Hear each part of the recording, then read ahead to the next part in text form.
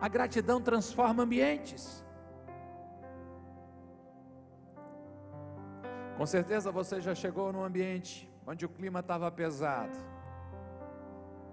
Sim ou não? Cara fechado, olhar sério, boca seca. Alguns chegam a ficar com uma coisinha, uma espuminha branca aqui, de tão tenso que está o negócio. Então imagine esse ambiente, e você chegando e diz assim, antes de começar a reunião, pode ser aquela que aconteceu sexta-feira lá na empresa lá, né? Eu queria pedir licença para expressar minha gratidão a vocês. Os caras feios, dá uma olhada um pouco assim, vai em frente. Fulano, você é uma grande bênção na minha vida. Eu nunca vou conseguir retribuir tudo que você tem feito por mim. Muito obrigado. E você? Cara, você tem um coração de ouro. Eu estava falando lá em casa esses dias que eu não sei o que você vive em mim para ter tanto carinho assim por mim. Muito obrigado. Eu não esqueci de você também. Lembra daquele dia, eu era recém-chegado aqui, e você me abraçou e disse que eu podia contar com você. Eu estava quase desistindo. Muito obrigado. Como é que está o clima agora? Mudou ou não mudou?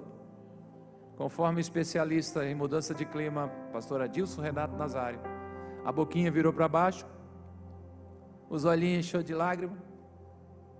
Se foi alguém que foi feito num dia de chuva, que chora mais, já está fungando, você acabou de escapar da demissão, e em nome de Jesus vai ganhar um aumento.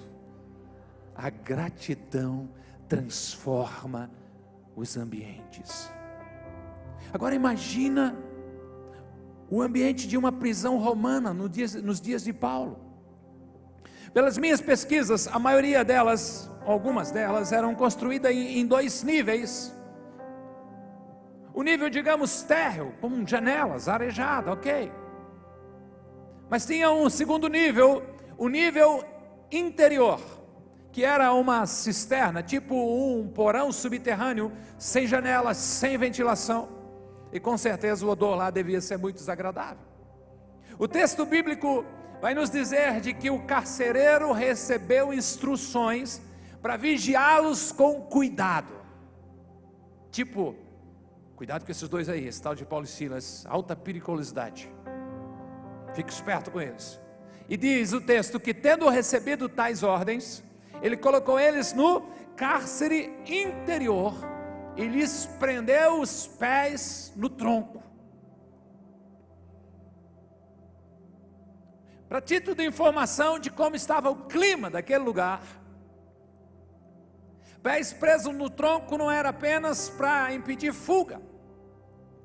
E os troncos que eu vi daquela época, tipo uma madeira, um caibro, uma madeira comprida, cheia de furos assim, e deveria sim caber dois pés certinho assim, né, diversos ali, mas às vezes por precaução o carcereiro botava uma perna nesse furo aqui, e 2, 3 furos depois botava outra perna, e o camarada ia ficar desse jeito, tendo distensão muscular e cãibras.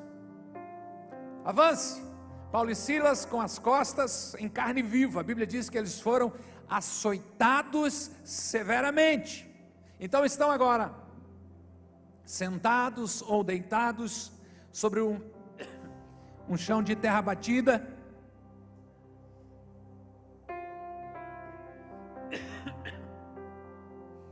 ou uma pedra fria, e as pernas imobilizadas. Eu estou curtindo o ar, mas eu e ele não se demos nesse momento. Possivelmente uma escuridão total. Só diminui a ventilação, o pastor Adilson está vindo lá. Escuridão. Imagina o ar pesado, dificuldade para respirar. E eu fiquei pensando, a gente dá uma ralada, alguma coisa, já esquenta tudo aquilo assim. Você imagina que as costas todas alanhadas, é possível que a febre já estivesse começando a pegar. E o que eles fazem? Verso 25. Leia comigo. Por volta da meia-noite,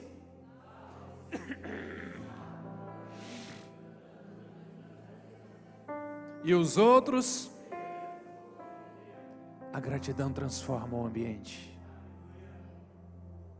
Pastor, você está falando de gratidão e o texto está dizendo que eles oravam e cantavam hinos a Deus. É verdade, também me fiz essa pergunta quando o Senhor trouxe esse texto para falarmos de gratidão. Então eu comecei a pesquisar esse tal de hinos a Deus. E a palavra hinos no grego, e é bem semelhante tanto a escrita como a fonética, mas o significado dela de um hino é um canto de louvor e honra a uma divindade. Hinos a Deus. O que eles estavam fazendo? Eles estavam elogiando a Deus, eles estavam cantando louvores a Deus, eles estavam cantando palavras de honras a Deus, eles estavam reconhecendo a soberania de Deus, eles estavam reconhecendo a fidelidade de Deus. Sim, eles estavam cantando hinos, mas você também aprende e descobre de que a gratidão mais profunda e intensa é o elogio ao benfeitor.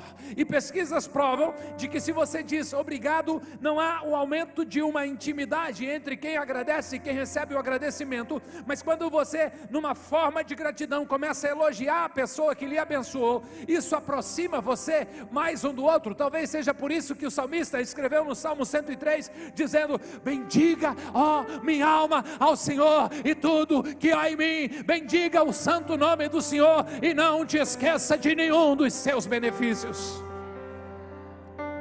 O salmista fez uma conclamação a ele, dizendo: cante hinos de gratidão a Deus, cante hinos de adoração, reconheça quem Ele é na sua vida.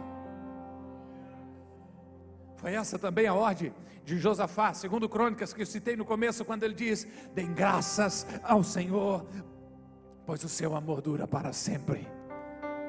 Aleluia. Fale do seu amor, Ele é eterno.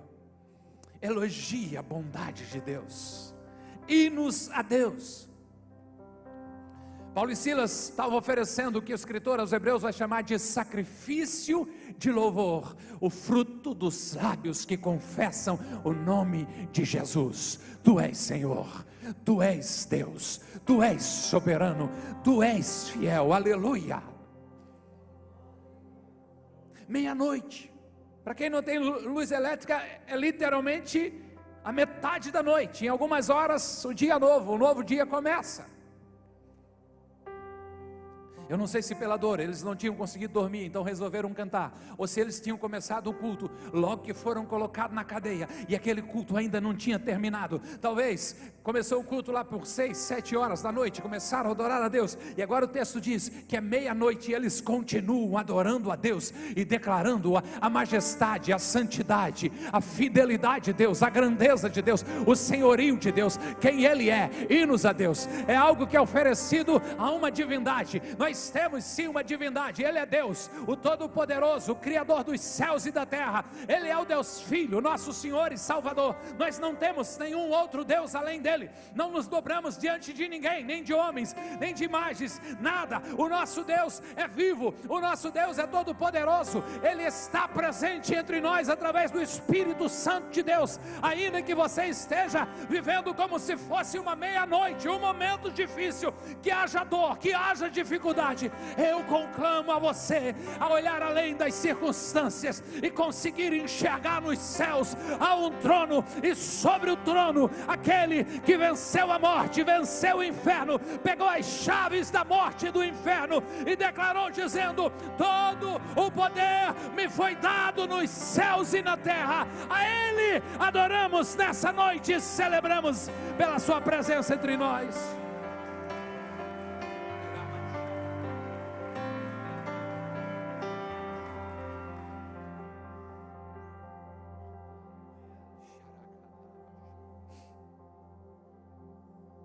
Na noite escura do cárcere interior surge uma gratidão profunda, que faz com que os presos não praguejem, não ameacem dizendo: cala a boca, se eu for aí, vou dormir. Não, o texto está dizendo: os outros presos os ouviam. Quer ver o ambiente transformado? Adore. agradeça, louve a Deus, cante hinos de louvor ao nosso Deus. Pastor, mas eu me sinto como eu estivesse numa prisão.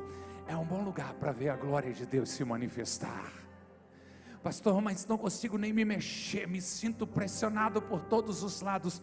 É uma posição maravilhosa para começar a adorar a Deus. Pastor, eu me sinto no fundo do poço. É um bom lugar para se estar, porque é o único lugar que você pode olhar é para cima. E quando você olha para cima, você sabe que aquele que todas as coisas pode fazer e que tem todo o poder, está olhando para você também.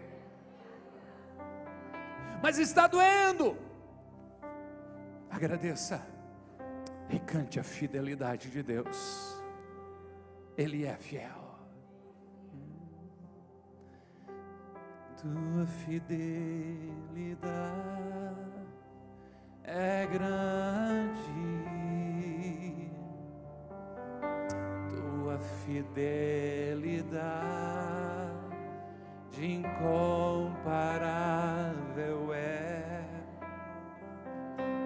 e é como tu, bendito Deus. Grande é tua fidelidade. Cante outra vez. Tua fidelidade. Os pés estão no tronco, mas o coração é livre. Há cadeias por todos os lados, mas a alma consegue chegar ao céu e se prostrar diante dele em adoração e reconhecer que não existe ninguém como Ele. Bendito Deus, grande é tua fidelidade. Faça melhor, cante outra vez.